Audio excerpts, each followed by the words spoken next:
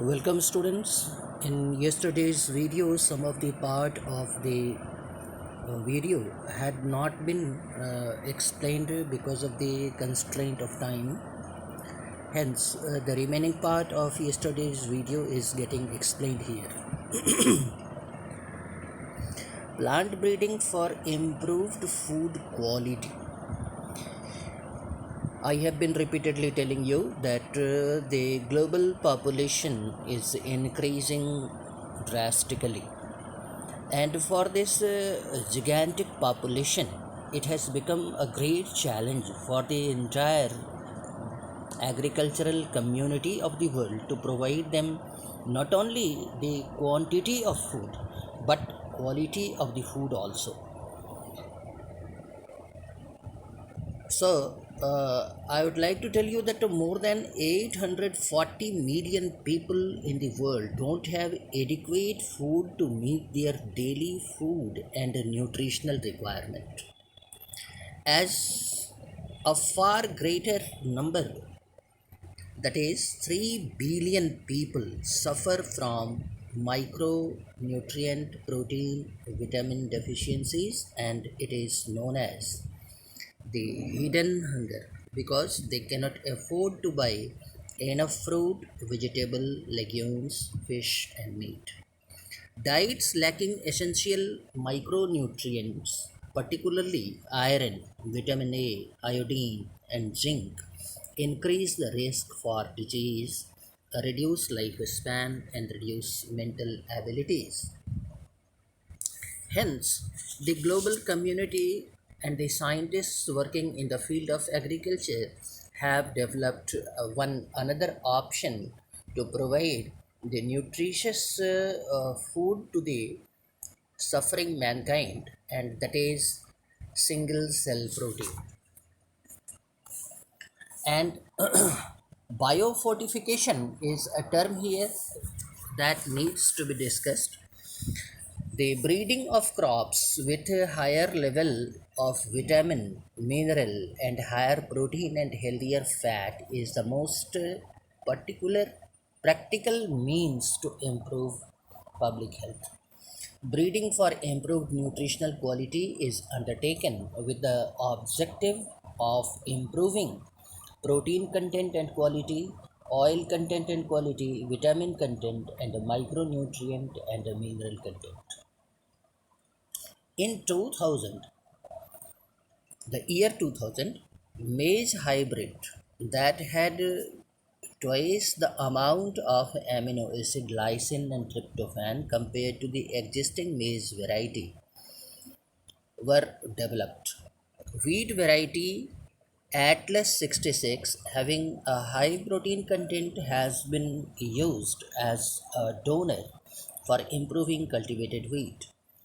It has been possible to develop an iron fortified rice variety containing over 5 times as much iron as the commonly consumed varieties. The Indian Agricultural Research Institute, New Delhi, has also released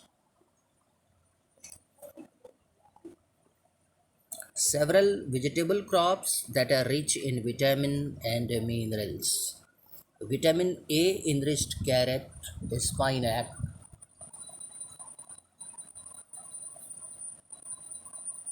pumpkin, vitamin C enriched bitter gourd, bathua, mustard, tomato, iron and calcium enriched spinach and bathua, and protein enriched beans, broad bean, lab, French, and garden peas. In this connection, we are going to discuss about the single cell protein, which is one of the major landmark in the history of agricultural practices in the world. Conventional agricultural practice and production of cereal, pulses, vegetable, fruit, etc. may not be able to meet the demand of food at the rate at which human population and animal population is increasing. To shift from grain to meat diets also create more demand for cereals as it takes 3 to 10 kg of grain to produce 1 kg of meat by farming animals. Here is a question. Can you explain this statement in the light of your knowledge of food chain?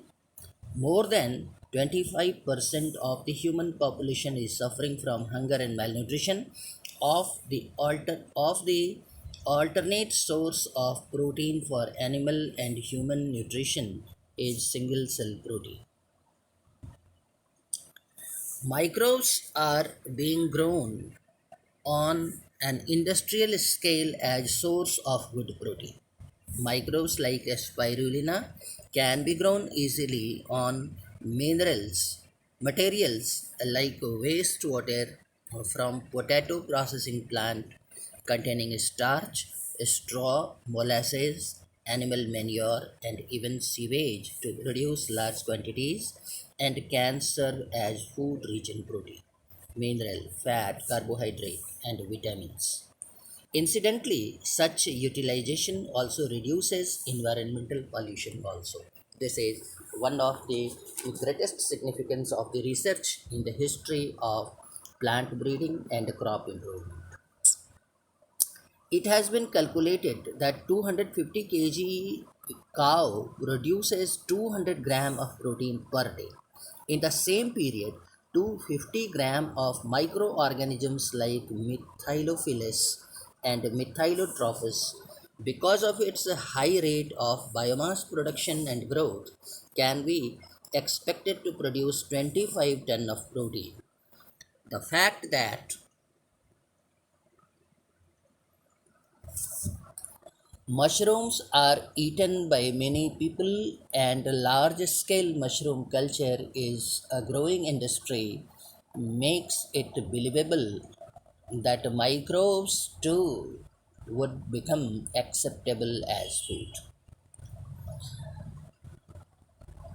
Going ahead, we are now discussing one another major breakthrough in the agricultural field, and that is tissue culture. As a traditional breeding technique failed to keep pace with the demand and to improve and to provide sufficiently fast and efficient system for crop improvement, another technology called tissue culture got developed. What does tissue culture mean? It was learned by the scientists during 1950s that the whole plant could be generated from explant. Explant is the mass of meristematic tissue collected from the root or shoot apex, and that aseptically also, meaning thereby without any microbial contamination. Any part of the plant taken out and grown in test tube under a sterile condition in a special nutrient media, this capacity to generate the whole plant from any cell or explant is called totipotency. So, totipotency is the ability of the plant tissue or plant cell to develop into a whole plant, is a very important breakthrough in agriculture. You learn how to accomplish this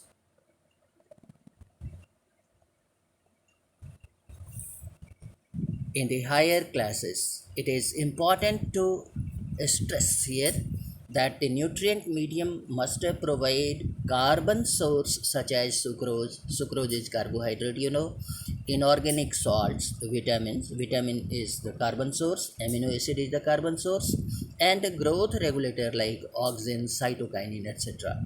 By the application of these methods, it is possible to achieve propagation of large number of plants in a very short duration.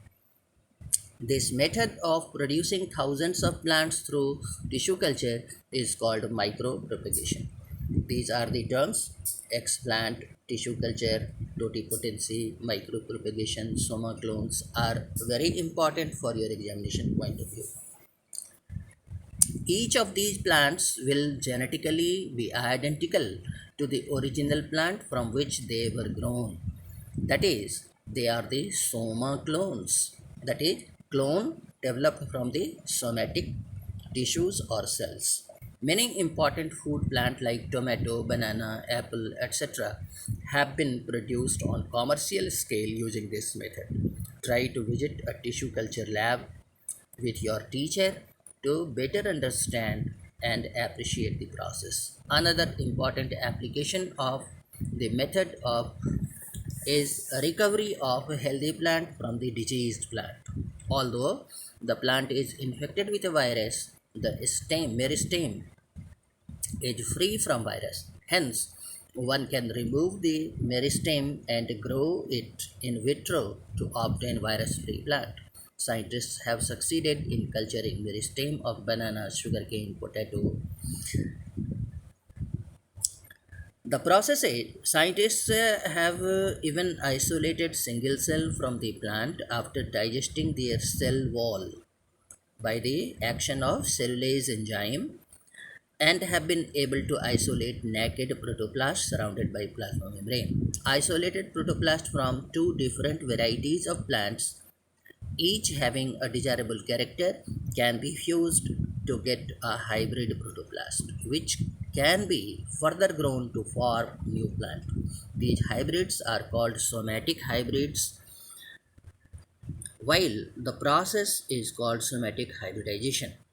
Imagine a situation when a protoplast of tomato is fused with that of potato and then they are grown to form a new hybrid plant combining tomato and potato characteristics. Well, this has been achieved resulting in formation of tomato.